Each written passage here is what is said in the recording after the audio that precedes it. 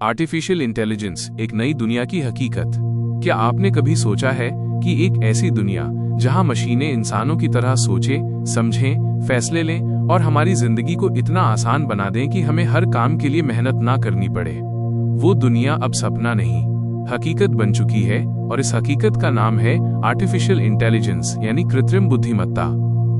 लेकिन सवाल ये है कि आखिर ये आर्टिफिशियल इंटेलिजेंस है क्या, कैसे काम करती है, हमारी जिंदगी में इसका क्या रोल है और क्या ये भविष्य में हमारी जगह ले लेगी? आज की इस वीडियो में मैं आपके हर एक सवाल का जवाब दूंगा, आसान हिंदी भाषा में, स्टेप बाय स्टेप, ताकि आर्टिफिशियल इंटेलिजेंस से जुड़ा आपका हर डाउट क्लियर हो जाए और आप समझ सकें कि ये टेक्नोलॉजी कैसे हमारी जिंदगी को बदल रही है। तो वीडियो को आखिरी तक देखना, क्योंकि इसमें इतना ज्ञान है कि आप हैरान रह जाएंगे। और अगर आप टेक्नोलॉजी की दुनिया में आगे रहना चाहते हैं तो ये वीडियो आपके लिए गेम चेंजर साबित होगी। आर्टिफिशियल इंटेलिजेंस क्या है? चलिए शुरू करते हैं। सबसे पहले बात करते हैं कि आर्टिफिशियल इंटेलिजेंस आखिर है क्या। आर्टिफिशियल इंटेलिजेंस एक ऐसी टेक्नोलॉजी है जो कंप्यूटर सिस्टम्स को इंसानों की तरह सोचने, समझने, सीखने और फैसले लेने की ताकत देती है। आप इसे एक तरह का दिमाग समझ सकते हैं जो मशीनों को दिया जाता है ताकि वो इंसानों की तरह काम कर सके।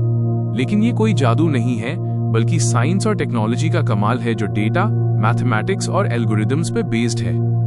इसे समझने के लिए एक आसान उदाहरण लेते हैं। मान लीजिए आप अपने स्मार्टफोन में गूगल से कुछ सर्च करते हैं, जैसे दिल्ली में आज का मौसम कैसा है। गूगल तुरंत आपको जवाब देता है कि आज दिल्ली में 30 डिग्री तापमान है और बारिश की संभावना है। ये जवाब देने में जो टेक्नोलॉजी काम करती है वो आर्टिफिशियल इंटेलिजेंस का ही एक हिस्सा है, जो आपकी बात को समझता है, सही जानकारी ढूंढता है और आपको जवाब देता है। आर्टिफिशियल इंटेलिजेंस का मकसद है मशीनों को इतना स्मार्ट बनाना कि वो काम कर सकें जो पहले सिर्फ इंसान कर सकते थे, जैसे सोचना, समझना, बोलना, लिखना और यहाँ तक कि रचनात्मक काम करना, जैसे पेंटिंग बनाना या म्यूजिक कंपोज करना। एआई की शुरुआत। लेकिन सवाल ये है कि आर्टिफिशियल इंटेलिजेंस की शुरुआत कैसे हुई? तो इसका जवाब है 1950 के दशक में। 1956 में पहली बार आर्टिफिशियल इंटेलिजेंस का कॉन्सेप्ट सामने आया, जब कुछ साइंटिस्ट्स ने मिलकर एक कॉन्फ्रेंस की जिसमें उन्होंने इस बात पर चर्चा की कि क्या मशीनों को सोचने की ताकत दी जा सकती है। उस वक्त इसे एक सपना माना गया, लेकिन आज वो सपना हकीकत बन चुका है और आज आर्टिफिशियल इंटेलिजेंस हर जगह है। आपके फोन से लेके आपकी कार तक, आपकी घड़ी से लेके आपके घर तक, हर जगह ये टेक्नोलॉजी आपकी जिंदगी को आसान बना रही है। ये कैसे काम करता है? अब समझते हैं कि आर्टिफिशियल इंटेलिजेंस काम कैसे करता है। आर्टिफिशियल इंटेलिजेंस को काम करने के लिए 3 मुख्य चीजों की जरूरत होती है। 1. Data, 2. Algorithms, 3. Computing power.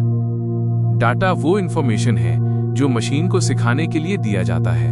Algorithms वो रूल्स या फॉर्मूलों का सेट है जो डेटा को प्रोसेस करने में मदद करते हैं, और कंप्यूटिंग पावर वो हार्डवेयर है जो इस सारी प्रोसेसिंग को तेजी से करता है। इसे समझने के लिए एक उदाहरण लेते हैं।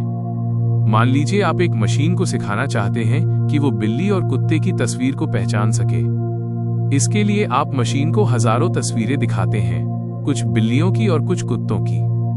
हर तस्वीर के साथ आप मशीन को बताते हैं कि ये बिल्ली है और ये कुत्ता है।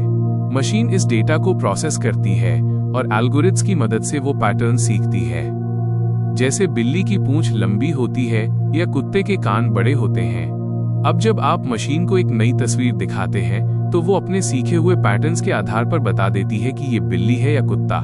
ये पूरा प्रोसेस आर्टिफिशियल इंटेलिजेंस का एक हिस्सा है जिसे मशीन लर्निंग कहते हैं।